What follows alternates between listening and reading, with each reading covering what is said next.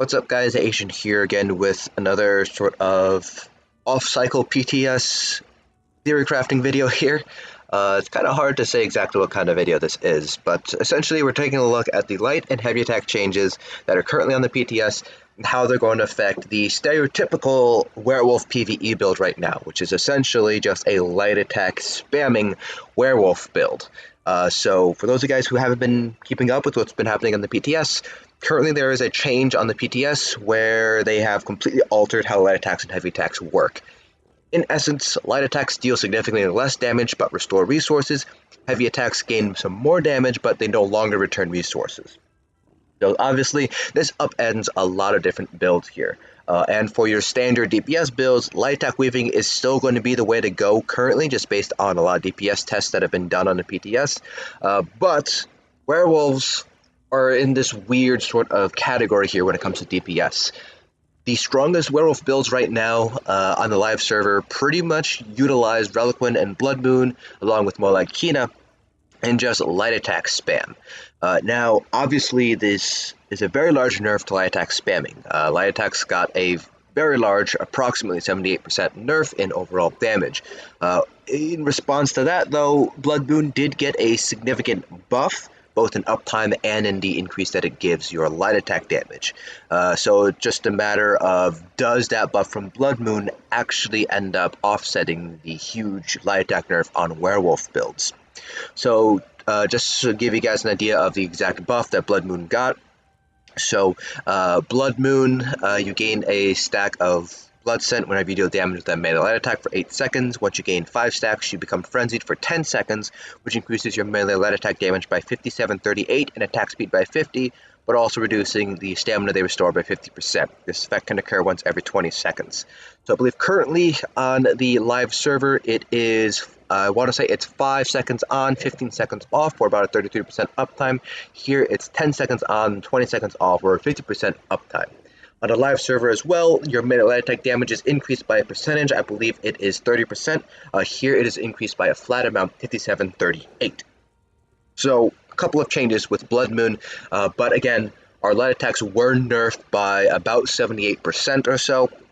So even though we're getting a larger boost for our melee light attack damage from a percentage standpoint, from a more average standpoint, your light attack average damage is going to end up going down. Along with that, Molag Kina was also changed, so if we go ahead and pull up Molag Kina really quickly, Kina was changed just because it operated off of the old light attack, so they decided to change it so it was better off with the newer light attacks sort of paradigm here, which is more sustained with light attacks, where heavy attacks are for more damage. So here with Molag Kina, you can see here that they completely changed it.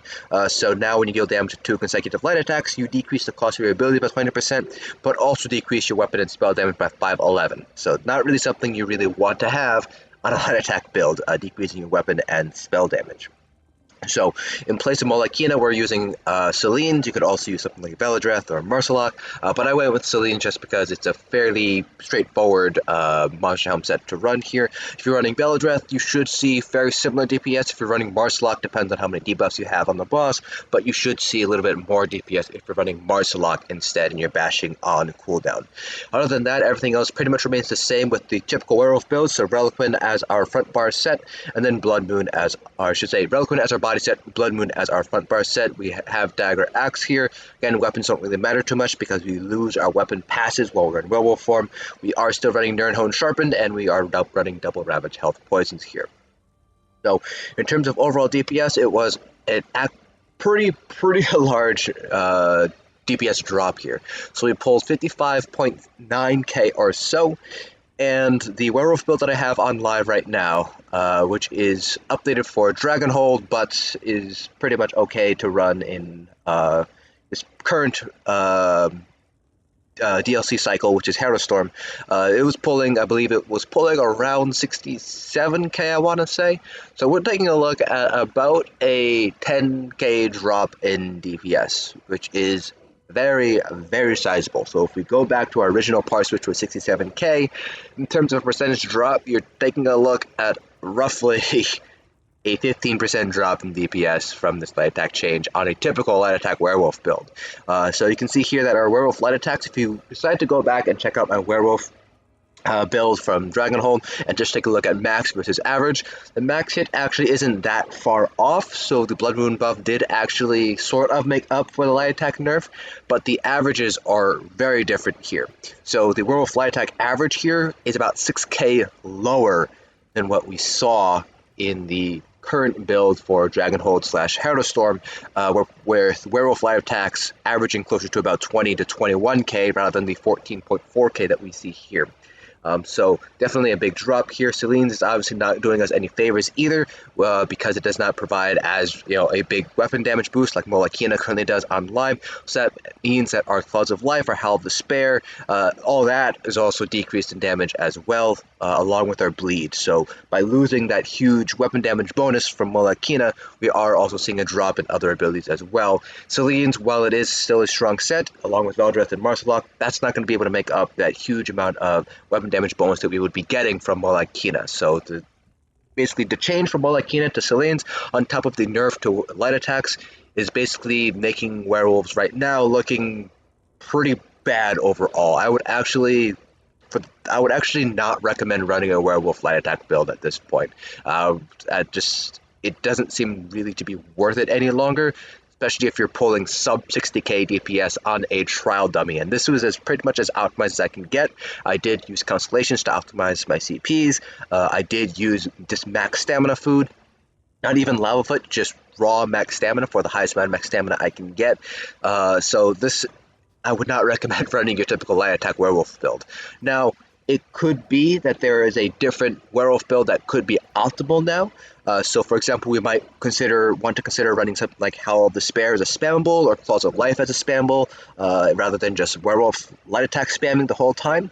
That might be an option. So I could explore that route later on down the line, once we see what happens with werewolves in the Greymoor PTS. So just as a reminder, with the Greymoor sneak peek, we did see that they did alter a few of the werewolf active abilities. So we might see that this change here, if it does end up going through to the Greymoor PTS, this might be offset by the werewolf changes that they have in store for us on the Greymoor PTS as well. So werewolves, those of you guys who play werewolves in PvE, just hang on tight. While it does seem really bleak right now, the werewolf buffs that are coming, they might offset this.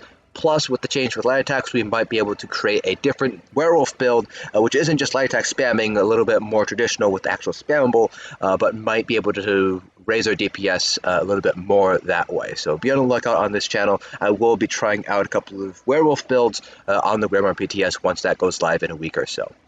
That concludes this video. Hopefully you guys found this informative. Let me know down in the comment section below whether you guys are interested in seeing whether we can optimize this werewolf build. For those of you guys who are interested in playing werewolves in PvE, I'm more than happy to explore optimizing a werewolf build for you guys. But that's it. Hope you guys enjoyed, and I'll see you guys in the next dungeon.